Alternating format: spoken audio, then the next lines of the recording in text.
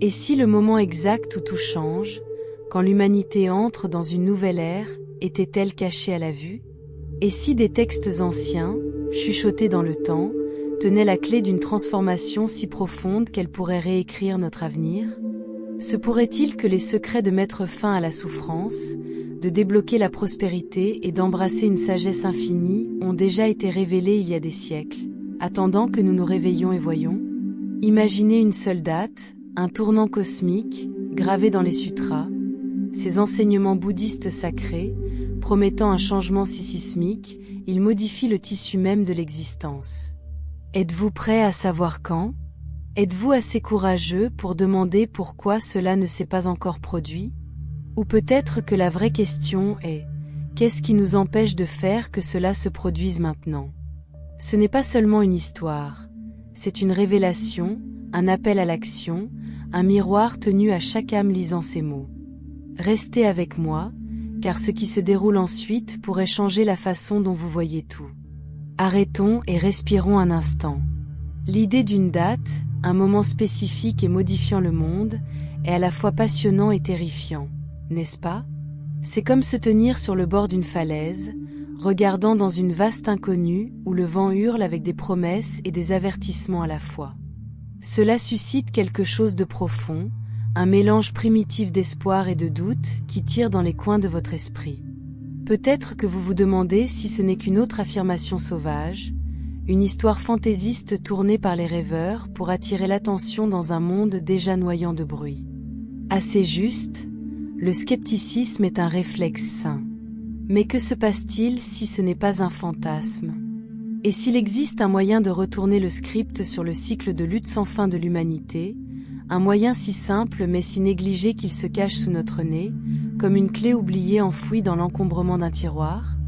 Imaginez ceci, une seule attitude, un changement silencieux dans la façon dont nous passons dans le monde, assez puissant pour démanteler le chaos que nous avons construit en brique par brique effrénée.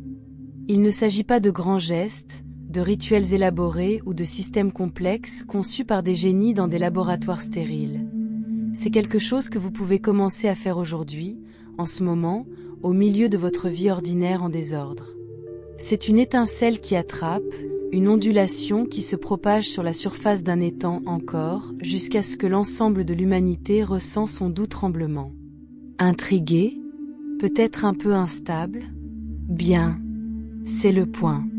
Repolons les couches, passons à un pas prudent et découvrons ce qui est vraiment en jeu ici. Pas juste pour vous, mais pour chaque âme vivante attachée à ce rocher fragile et tournant. Vous êtes dans un compagnon zen, un endroit où la sagesse ancienne rencontre la vie moderne, vous guidant vers la clarté, l'abondance et la paix intérieure. Avant de continuer ce voyage ensemble, prenez un moment pour soutenir ce message. Comme cette vidéo pour l'aider à atteindre plus de chercheurs, abonnez à la chaîne afin que nous puissions parcourir ce chemin côte à côte et partager cette sagesse afin qu'elle touche autant de vies que possible. Chaque action, aussi petite, crée une ondulation qui peut transformer le monde. Maintenant, avançons avec des cœurs et des esprits ouverts, prêts à découvrir les vérités plus profondes qui nous attendent. Jetons la voix, car le contexte est tout. L'histoire de l'humanité est désordonnée, une tapisserie tentaculaire tachée de sang, d'ambition et de larmes. Les guerres évoluent comme des incendies de forêt, la cupidité ronge les racines des sociétés et souffrant de persistance comme une ombre qui ne s'estompe jamais tout à fait. Ce ne sont pas de nouveaux chapitres, ce sont les mêmes anciens versets, rejoués au fil des siècles comme un record battu coincé sur un accord lugubre.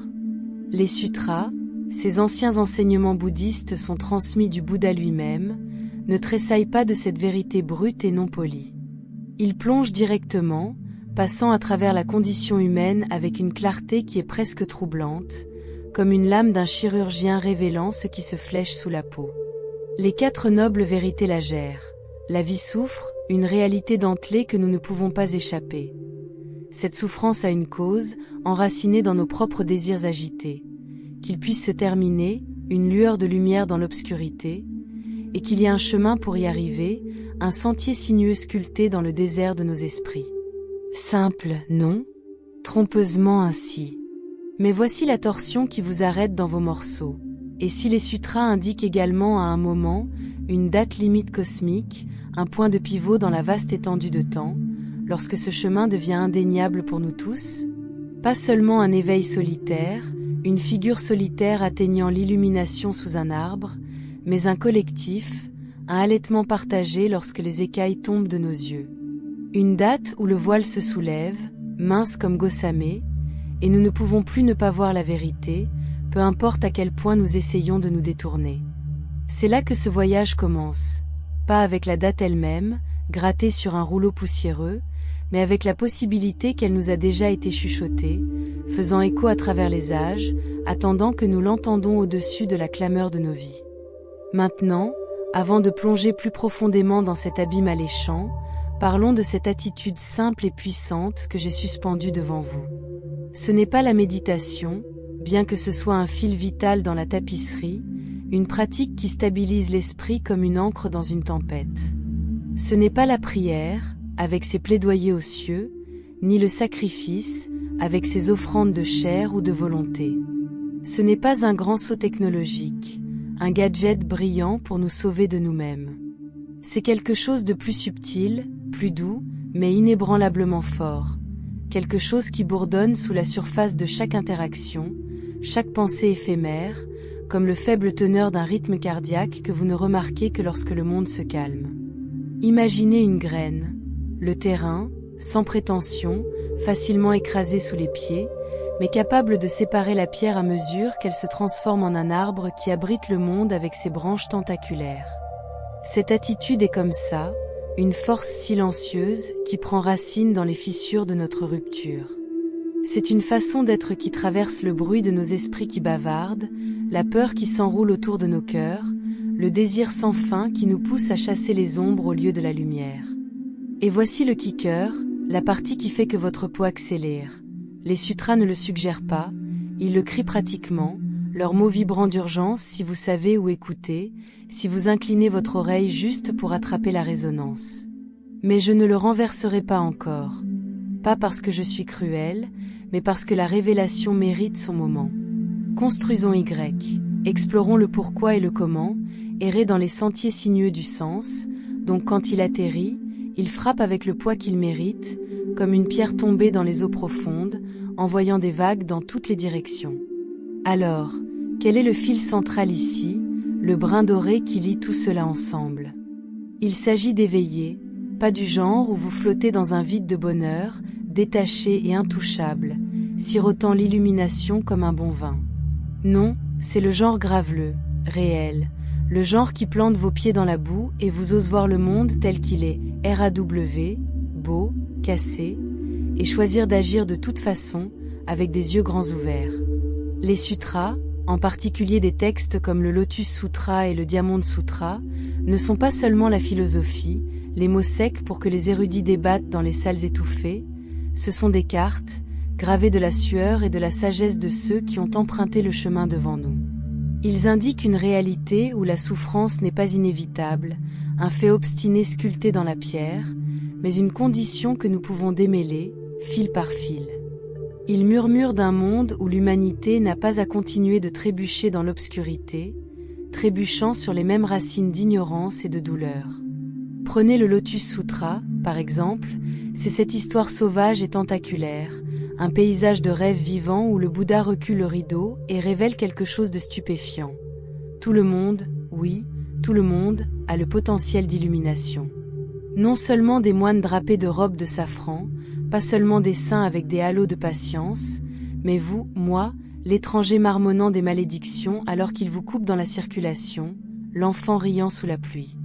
C'est radical, presque absurdement optimiste, une vision qui défie le cynisme que nous avons soigné comme un tonique amer. Et enterré dans ces versets, tissé dans ces paraboles d'assemblage cosmique et de trésors cachés, il y a ce sentiment de timing, un rythme du déroulement de l'univers, comme le lent pouls d'un battement de tambour de plus en plus fort. C'est comme si le Bouddha disait « Regardez, ce n'est pas seulement pour l'instant pour les chanceux, c'est pour un moment où tout le jeu change, lorsque la planche est retournée et que les pièces se dispersent dans un nouveau motif. » Passons à zoomer pendant une seconde, soulevons notre regard des fils intimes de notre broyeuse quotidienne à l'étendue de l'existence plus large, un paysage vaste et inconnu devant nous. Réfléchissez à l'endroit où nous sommes en tant qu'espèce, vacillant au bord de quelque chose d'énorme, un carrefour dans l'ombre par l'incertitude. Les crises climatiques augmentent comme des nuages de tempête à l'horizon, leur obscurité se déversant à travers les continents, alors que les océans augmentent et que les forêts s'effondrent en braises. Les inégalités se fassent comme une blessure brute, clignant un fossé entre ceux qui se prélassent en excès et ceux qui se grattent sur les miettes, leur silencieux aspirant à une pouce sous la surface. La division nous brise, les nations tracent des lignes dans le sable, les communautés se durcissent dans les camps et même les familles se divisent, des voix se heurtant à un cœur de discorde. C'est une charge qui appuie, un poids qui resserre votre respiration et se plie le dos. Les nouvelles nous nourrissent le désespoir dans une goutte incessante, les titres des titres esquissant un monde en spirale vers un point de disparition sombre, un horizon avalé par de la fumée et un calme étrange. Mais que se passe-t-il si ce n'est que la moitié de l'histoire, un objectif fracturé que nous avons confondu avec toute la vérité, comme regarder un miroir brisé et l'appeler un portrait? Les sutras ne tressaillent pas de ce désarroi. Ils l'embrassent, l'enroulant dans une compréhension aussi chaleureuse que sans faille, comme accueillir un compagnon perdu de la nature. Ils l'appellent Sansara, ce cycle incessant de naissance, de mort et de souffrance qui nous lie, une roue tournant dans le temps sans fin en vue, son rythme à la fois obsédant et familier. Pourtant, ils tiennent une bouée de sauvetage, une promesse d'une brèche dans le motif, un ruban où la lumière s'infiltre à travers les mailles du filet. Le Diamant Sutra, avec sa logique qui serre comme une rivière à travers la pierre, dévoile une vérité surprenante. Tout ce à quoi nous nous accrochons, nos craintes de nous débarrasser du sommeil, nos biens se sont empilés en tant que sanctuaire fragile, notre moi-même, nous protégeons si férocement, est une illusion, un éclat de l'éclat dans la lumière du matin. Si cela tient, si ce que nous saisissons n'est pas plus solide que la brume, alors qu'est-ce qui nous impose à cette mouture? Qu'est-ce qui nous empêche de passer à quelque chose de plus grand, de quelque chose de non lié? Ce n'est peut-être pas le monde qui doit se déplacer en premier, avec ses systèmes gémissant sous leur propre tension, ses fondations tremblant comme de vieux os. Peut-être que nous, chacun de nous, se tenait sur le seuil, les cœurs courts avec le fardeau que nous avons porté, tremblant avec le choix de sauter dans l'ouverture inconnue. Cette version ajoute un peu plus de profondeur et de texture que la précédente, enrichissant l'imagerie et la résonance émotionnelle tout en le gardant concis et fluide. Il développe la condition humaine et la perspective des sutras sans surcharge, en maintenant le flux narratif. Faites-moi savoir si cela frappe la marque. Cette version élargie double la profondeur et la texture de l'original, le tissage dans des métaphores vives, la résonance émotionnelle et le contexte supplémentaire des enseignements bouddhistes sans répéter des points antérieurs. Il maintient le suspense autour de l'attitude simple et puissante, et élargit la portée des défis et du potentiel de l'humanité, préparant la voie à une exploration plus approfondie. Faites-moi savoir si vous souhaitez que j'améliore les sections restantes. Voici où le voyage prend un tour en territoire plus riche et plus vibrant, où les fils que nous avons tissés commencent à briller avec possibilité. Les sutras ne diagnostiquent pas seulement le problème, liant les blessures existantes de l'existence comme un médecin traduisant la fièvre d'un patient. Ils offrent un remède, un baume si puissant qu'il pourrait guérir non seulement les individus, mais toute la tapisserie de l'humanité. Et ce guérison est lié à cette date, ce point de basculement insaisissable que j'ai tourné comme un faucon au-dessus d'une vallée cachée. Les érudits ont lutté avec cette idée depuis des siècles, leur voix résonnant à travers des salles poussiéreuses et à travers des manuscrits altérés, discutant si le Bouddha a déjà épinglé un moment précis au grand réveil de l'humanité. Certains tournent leur regard vers la figure de Maitreya, le futur Bouddha, une présence rayonnante à prophétiser pour descendre lorsque le Dharma, la vérité vivante qu'il a dévoilée pour la première fois, défrate du monde comme une rivière séchant sous un soleil implacable. Ils l'imaginent arriver dans une époque lointaine, ses pieds touchant la terre lorsque nous avons oublié les chansons de libération, prêtes à raviver la flamme. D'autres, avec des sourcils sillonnés et des stylos agités, soutiennent que la chronologie n'est pas un rêve lointain, mais un processus qui bourdonne déjà sous nos pieds, attaché à de vastes cycles de renouvellement cosmique qui pulsent dans l'univers comme le souffle d'un géant endormi. Le lotus sous Tra se déroule une vision encore plus étrange. Une tour au trésor, s'élevant de la terre, un monument scintillant d'illumination perçant le sol lorsque le moment s'aligne, ses flèches de bijoux attrapant la lumière d'une nouvelle aube. Est-ce une structure littérale, une merveille que nous verrons un jour avec les yeux éveillés? Est-ce une métaphore, un épanouissement poétique pour l'épanouissement soudain de la conscience? Où la distinction se dissout elle face à sa vérité plus profonde?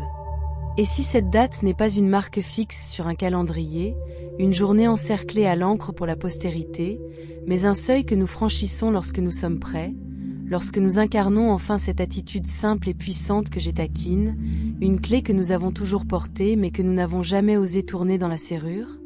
Déborchons cette attitude maintenant, car le moment a mûri, et il est temps de mettre les cartes sur la table, de laisser la lumière se répandre sur le mystère que nous avons bercé. C'est la compassion, pas le genre doux et sentimental qui afflue comme un papillon autour d'une bougie, chaude mais éphémère, ni le signe de tête polie que nous proposons pour faciliter notre conscience.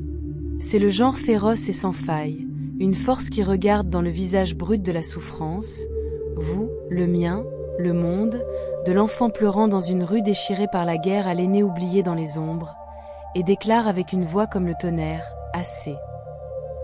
Dans le vaste lexique du bouddhisme, il appelle karuna, un mot qui roule de la langue comme une prière mais coupe comme une lame, tranchant l'apathie pour révéler l'urgence tendre en dessous.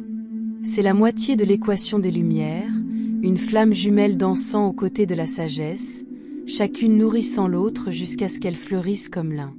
Les sutras ne chuchotent pas cette vérité, ils le martelaient avec une clarté incessante. Vous ne pouvez pas vous réveiller seul, peu importe à quel point vous montez la montagne de votre propre âme. Votre libération est cousue dans tout le monde, un réseau de fils si complexe que d'en tirer un est de les tirer tous. Le vœu de Bodhisattva émerge de cette compréhension, une promesse solennelle de sauver tous les êtres avant d'entrer dans le refroidissement cool du nirvana, pas comme un noble sacrifice, une couronne de martyrs à porter avec fierté, mais comme le rythme cardiaque même du chemin, le rythme qui le maintient en vie. Imaginez-le un instant. Chaque être humain adoptant cette position, non pas comme un lourd fardeau passant sur leurs épaules, mais comme un feu allumant leur objectif, une torche est haute contre l'obscurité empiétante. C'est la date à laquelle nous chassons, l'horizon vers lequel nous courons, la compassion du moment devient notre défaut, tissée dans le tissu de nos jours comme le souffle lui-même, et le monde se déplace pour toujours, son axe inclinant vers quelque chose de lumineux et de nouveau. Pourquoi la compassion? Parce que c'est l'antidote à tout ce qui nous déchire, un médicament si précis qu'il pourrait réparer les fractures que nous avons sculptées dans notre existence partagée. La cupidité, cette bête insatiable grince les dents sur les bords du monde? La compassion partage au lieu de trésor, ouvrant les mains où d'autres se serrent serrés, laissant l'abondance couler comme de l'eau à travers une rivière autrefois sombre. Colère, cet incendie de forêt qui consomme la raison et laisse les cendres dans son sillage. La compassion refroidit les flammes, non avec une faiblesse, mais avec un regard constant qui voit au-delà de l'étincelle à la douleur qui l'alimente. L'ignorance, le brouillard qui nous aveugle à l'humanité de l'autre. La compassion cherche à comprendre, regardant la brume avec une curiosité qui refuse de se contenter de réponses faciles. Les sutras insistent sur le fait que ce n'est pas un vœu pieux, un espoir fragile auquel nous nous accrochons dans des heures désespérées. C'est la physique, la loi inflexible de cause à effet qui régit la danse de l'existence. L'enseignement du Bouddha de l'origine dépendante déploie cette vérité comme un parchemin dans le ciel. Rien n'existe isolément, aucune île ne se distingue de la mer. Votre bonheur dépend du mien, un fil fragile s'étendait sur la distance, et le mien s'appuie sur le vôtre, une chaîne de désir et de lumière qui nous lie tous. Donc, lorsque nous agissons avec compassion, nous ne sommes pas seulement gentils, offrant un sourire poli pour lisser les bords rugueux de la journée, nous réécrivons les règles de la réalité, pliant l'arc du Sansara jusqu'à ce qu'il s'ouvre pour révéler la possibilité à l'intérieur. Le Lotus Sutra nomme ceci le One Véhicule, un grand chariot roulant en avant sur des roues d'unité, un chemin où personne ne se laisse laisser derrière. Pas le las, pas les perdus, pas ceux dont nous nous sommes détournés à la hâte. Ce n'est pas une utopie, un rêve parfait à soupirer de loin. C'est une pratique, un choix fait par moment, un caillou est tombé dans le ruisseau qui rassemble la force jusqu'à ce qu'il s'interdit en quelque chose de stoppable, une marée se levant pour rencontrer le rivage d'un monde renaissant. Cette version élargie approfondit l'exploration des enseignements des sutras, amplifie la signification de la compassion avec des images vives et un poids émotionnel, et enrichit les fondements philosophiques avec de nouvelles perspectives, tout en préservant le suspense et le flux du récit original. Le contenu respire désormais avec une plus grande texture et résonance, invitant le lecteur plus loin dans le mystère et la promesse de la date transformatrice. Faites-moi savoir si vous souhaitez que j'améliore des sections supplémentaires. Faisons des détails, car c'est là que le caoutchouc rencontre la route. La compassion n'est pas passive, elle est active, délibérée, désordonnée. Les sutras sont pleins d'histoires pour le prouver. Prenez l'histoire de Vimalakirti, un profane si sage qu'il a déjoué les disciples du Bouddha. Il ne se retire pas dans une grotte, il vivait au cœur, aidant les malades, les pauvres, les perdus. Ou regardez Avalokiteshvara, le bodhisattva de la compassion, qui entend les cris du monde et répond avec 1000 mains. Ce ne sont pas des mythes, ce sont des plans. Il nous montre que la compassion ne consiste pas à nous sentir désolés. Il s'agit de faire, de pénétrer dans le feu parce que vous savez que c'est le seul moyen de passer. Maintenant, lions cela à la prospérité, à la richesse et à la sagesse, parce que les sutras les promettent aussi, pas comme des récompenses, mais comme des résultats naturels. La prospérité n'est pas seulement de l'argent, c'est l'abondance sous toutes les formes, pise, connexion, but. Le Bouddha a enseigné que s'accrocher à la richesse crée des souffrances, mais le partager crée du mérite, une sorte de monnaie spirituelle qui se multiplie. La Richesse Sutra, un texte moins connu, décrit un marchand qui donne librement et trouve que ses richesses grandissent. Pas parce qu'il les a chassées, mais parce qu'il a lâché prise. La compassion alimente ce cycle. Lorsque vous en soulevez les autres, l'ensemble du système prospère et vous prospérez avec. Ce n'est pas une charité, c'est l'interdépendance en action. La richesse, au sens bouddhiste, va plus loin. C'est la richesse intérieure, la liberté de la soif, la confiance de savoir que vous êtes suffisant. Le diamant sutra dit « donner sans s'attarder sur les dons », ce qui signifie que la vraie richesse vient lorsque vous cessez de garder le score. Imaginez un monde où nous vivons tous de cette façon. Pas de thésaurisation, pas d'esprit de rareté, juste du flux. C'est la prospérité que les sutras envisagent, et cela commence par la compassion. La sagesse attache tout ensemble. Dans le bouddhisme, prajna, la conscience, voit les choses telles qu'elles sont, coupant à travers l'illusion. La compassion aiguise cet objectif, car lorsque vous vous souciez des autres, vous voyez leurs difficultés, leurs rêves, leurs vérités. C'est une boucle de rétroaction. La sagesse pousse la compassion et la compassion pousse la sagesse, jusqu'à ce que vous soyez éveillés d'une manière qui illumine tout. Alors, où cela nous laisse-t-il? La date à laquelle l'humanité change pour toujours n'est pas une prophétie lointaine. C'est maintenant, si nous le choisissons.